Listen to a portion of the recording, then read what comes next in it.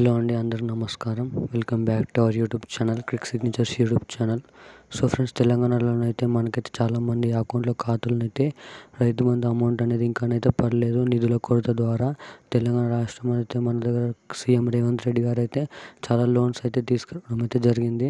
So దానికి సంబంధించిన దాన్ని బట్టి అయితే చాలామంది అకౌంట్లోనైతే డబ్బు అనేది ఖాతాలో లేట్గానైతే చేరుతుందని అయితే చెప్పారు. సో ఎప్పటివరకు అయితే అమౌంట్ అనేది పడుతుందో, ఎన్ని క్రావులకైతే పడుతుందో పూర్తి వివరాలు అనేది ప్రతి ఒక్కరు రైతులకైతే ఉపయోగపడుతుంది. సో ఈ వీడియోని అయితే మీకైతే నచ్చినట్టయితే లైక్ అండ్ షేర్ చేయండి.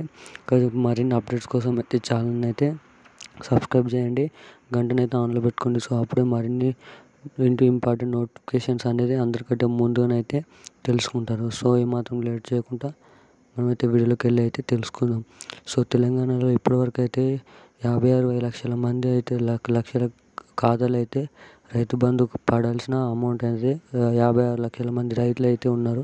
సో దాంట్లోనైతే మనకు 0 నుంచి 1 ఎకరా వాళ్ళు ఎవరైతే ఉన్నారో వారికి మాత్రమే చాలా 10 లక్షల మంది రైతులకైతే పడడానికి అయితే ఛాన్స్ ఉంది. ఇంకా 5 లక్షల మంది అయితే దాని తర్వాత ఎకరాలో డబ్బు అయితే పడింది. సో ఇంకా మిగతా వరకు అనేది ఇంకా ఇంకొక 40 లక్షల మందికి పడాల్సి అయితే ఉంది. సో తెలంగాణ రాష్ట్రంలోనైతే మనకైతే ఇంకా చాలా మందికి అయితే రైతుల ఖాతాలో అంటే డబ్బు అయితే పడలేదు.